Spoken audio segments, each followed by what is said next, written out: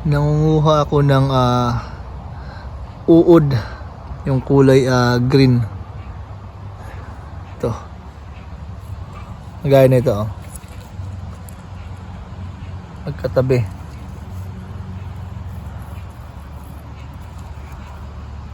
Ito yung kumakain sa talbos ng ating talbos ng ating kamote.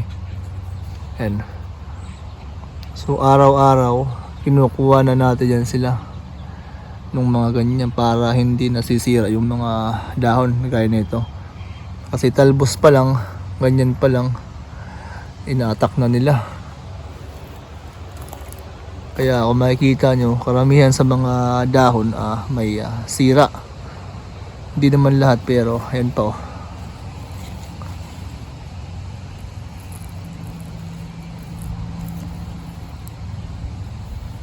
Takaw. So pag hindi natin kinuha yan, uubusin yung mga talbos ng ating ng ating kamote. Ang ganda na. Yan. So ito yung ito yung kadugtong ng ating na putol na vlog kasi naglaro kami ni Marco doon sa labas. So, excuse me. Galing ko lamang po galing sa trabaho. Puntahan natin yung puntahan natin yung likod ng pong ating garden. Yung pala nakita to, may bunga na pala. Malaban sila eh. Yan. So walang ulan kagabi. Kaya medyo dry yung lupa natin. So mamaya tayo didilig. Ito nga ako daan. Yan.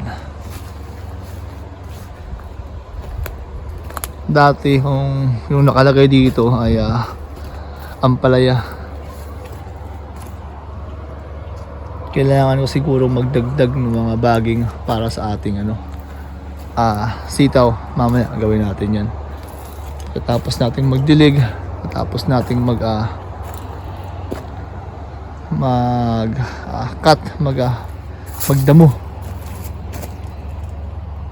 Parang 2 araw lang ata. Ilan ba ako linggo, Lunes, Martes, 3 araw. Kanya na kagad kilapad yung ating yung ating pichay po dyan, no. Puntahan ko lang yung yung kangkong po yan. Puntahan ko lang yung likod. Sunod lang tayo mag-update dito sa gitna, no. Itong likod lang muna kasi pakita ko lang yung itsura ng ating mga tanim po dun, no. Ito Saskatoon berry. Ito ata kanina yung pinunta ng mga ibon dito. Inubos yung bunga. Oh man. Inubos nila yung bunga. Sayang, oh.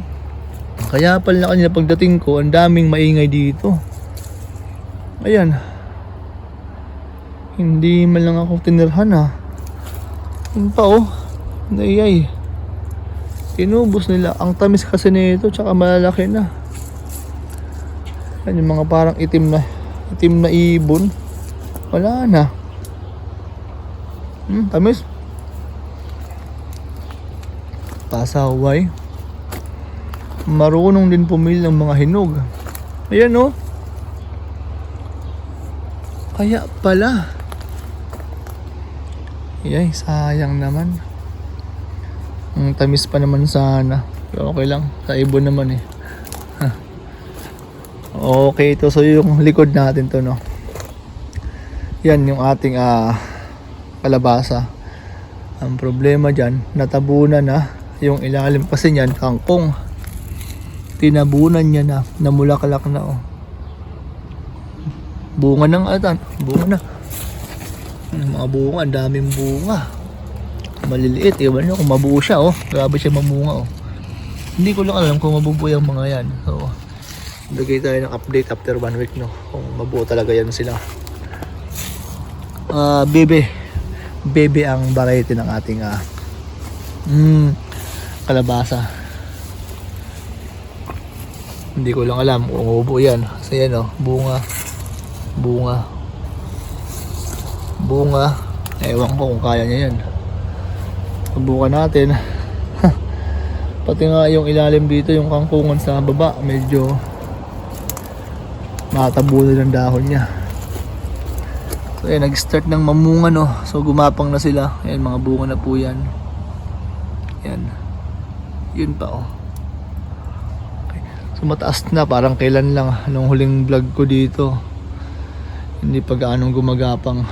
Ngayon mataas na po siya. Ayan. Pati yung ampalay natin, ito ang unang umakyat sa taas. Yan. So ito siya. Ito yung likod natin dito no, hanggang doon. Doon tayo pupunta mamaya. Yan. Ang lapad ng dahon. Bumawi po yung ating ampalaya. Yan. Lumapad yung dahon, tapos yung talbos dumami. Malapit nang makaabot yung iba sa taas. Ayun na oh. Konti na lang makakaabot na po sila doon sa ating bagging no. Yan. Tapos dito yung ating millionaire eggplant. Yan. Nag-start na silang mulaklak. Yan. Yan. Yan oh. So nung nakaraang mga vlog po natin, kung makikita nyo, napakalungkot po ng ating garden po dito na. Pero ngayon green na siya, masigla na, at parang hahabol sa pagbunga yung ating mga tanim. Bago tayo pumasok dyan, dito muna tayo. May mga pitche pa tayo dito na maanip nating ilipat no, pagka may na-harvest tayo sa iba sa ating garden. So isang paso, puro po siya kamote no. Yan, lagay natin dyan kamote. Try po natin kung magkaroon siya ng laman. Hindi po natin sila tatalbusan. Okay. Tapos may sapat po tayo dito talong. Yung saging na aking tinanim dati, ito yung saha or runner ng ating malaking saging po doon. So kinuha ko siya, tapos tinanim ko siya. Actually meron naman po 3. So ito ang ating malunggay. Ayan. Medyo mahina pero nakabawi na yan oh. Yung mga dahon na. Ito yung yung stem na tinanim ko, ewan ko, parang mamatay na ata. Ewan ko lang, maugat siya, ayokong bunutin eh. Yan, kamote. Tapos ito, ito yung giant na giant na saluyot. So malaman po natin yan pagka laki. And Adji Charapita, yung pinakamahal na sili. Ewan ko lang kung mabuhay siya. Pero last year meron po tayo yan no. Ito. Bumabangon no. Mga yan, mga laman ng ating ng ating mga natirang kamote. Okay. So, pag dito mo siya tinignan, yan po siya. Yan. Mula sa dulo hanggang dyan. So medyo malapit-lapit na rin sa trellis yung ating mga ampalaya. So lahat po yan ampalaya tsaka sili, and may talong, tapos may sibuyas. Tapos sa labas maganda na rin po yung tubo ng ating mga sili po dito no. Mga nasapat lamang po yan. Ayan. Hindi ko pa mo nadadamuhan kasi sobrang busy pa po tayo. So sili, panigang, cayenne, Thai chili, ayan, halo-halo. Maganda na rin po siya. Green na. Dati parang malungkot, ngayon okay na. And yung ating cherry tomato parang nasobrahan ng bulaklak, wala lang dahon. Pero ewan ko lang kung mabuo. May mga nabuo naman na, pero hindi nga lang lahat. Mamaya magdilig tayo kasi dry siya. Yan. So may mga bunga na siya oh. Yan. Ito ata yung San Marzano. Hindi ko lang sigurado kasi pahaba siya oh. Malaman natin yan pagka lumaki na yung bunga niya. Yan. So hindi naman to siya matutumba kasi nakabaon po ito sa lupa. Pinatagos ko po itong ito doon sa mismong sapat niya, kaya medyo matibay po itong ating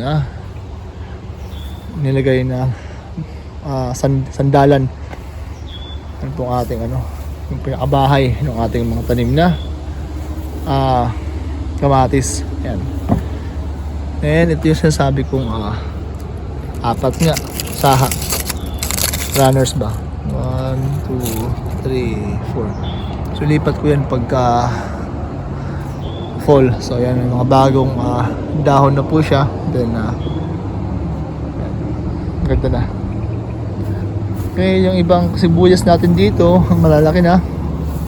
Yung iba natumba na, tingnan natin ng konti mag-dry, tapos harvest natin. Yan. Yan. So yan yung ating lapad ng dahon. Ang ganda.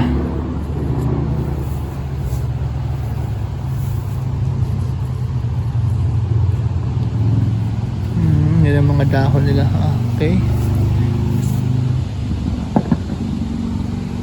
May bunga na ata to. Saan na ba yung bunga dito? May nakita akong bunga dito kahapon habang ako'y nagdadamo. Yan. Itong bed na to, bago po ito. Ngayong taon lang po to. Nung fall. Excuse me. Nung fall natin siya ginawa. Pero yung itong baging dito, yung nasa gilid, nasa likod, yun po yung ating baging nung ating upo nung nakaraang taon. Ayan to. Ito yung hugis puso nating hugis puso po nating ampalaya. So may iba't ibang variety po tayo ng ampalaya dito ngayon. So hindi ko na alam kung alin yung alin kasi natanggal yung mga label niya nung tayo po ay nagtanim dahil nga po sa lamig, no. Tapos dito yung ating plum. Yan. Kumbaga magugulang na, maraming bunga taas. Yan. Kahit sa baba parang may mga bunga to dito. Yan ayan, plum.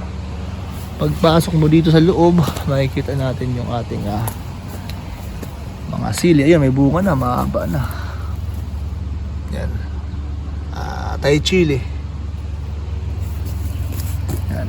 Ang isang variety po ng sili po natin dito kasi tayong panigang tsaka yung kayin, no. Yan. Maganda na. Tapos to malago na yung kanyang yung kanyang talbos ba. Yan.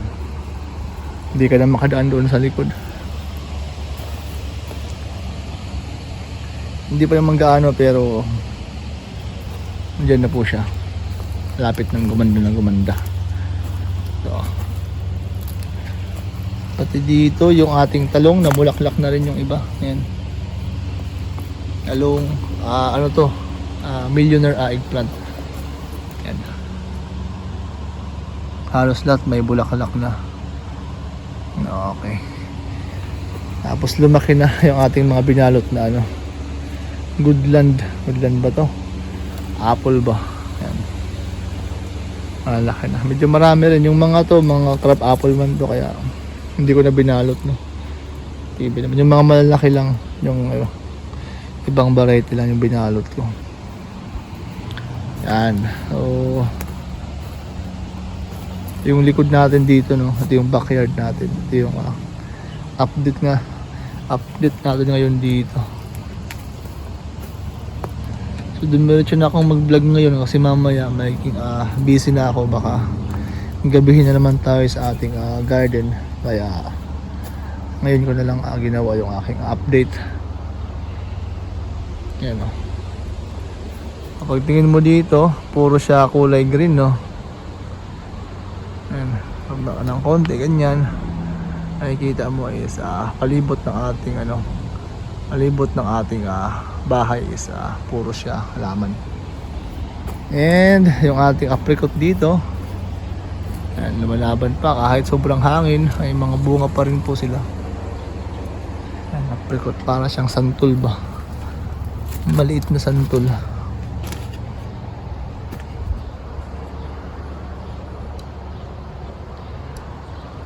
Medyo marami rin naka-survive. Tapos dito, silipin na natin yung ating asparagus. Meron na naman. Hindi ko pa nga luto yung unang harvest namin. Meron na naman. So, mainit kasi kaya panay ang labas nila. Pag mainit, marami. So, may mga bunga rin to. Yan. Yan. Yan. Pati pa sa baba, no? May mga bunga. Dwarf po kasi yan. Ayan, no? Yan. Si plum po natin. Ibang variety din po ito eh. Kumpara po dun sa isa po nating plum dun. Okay. So, ayan po muna ngayon yung yung update dito po sa ating garden ngayong hapon. So yung next na update ko po yung gitna ng ating garden. Tapos pati yung dito. Pati yung side dyan. And pati yung harap po siguro. Bukas po yun pag hindi po ako naging busy, no. Yan po muna yung update sa ating garden. And may mga ma-harvest na pala tayo dito mamaya. Harvest ko to. Yan. Dami, oh. Dati parang mamatay. So next time na po yan kasi hahaba na po yung ating vlog. And yan po muna yung update sa ating garden. Magandang hapon and maraming salamat po.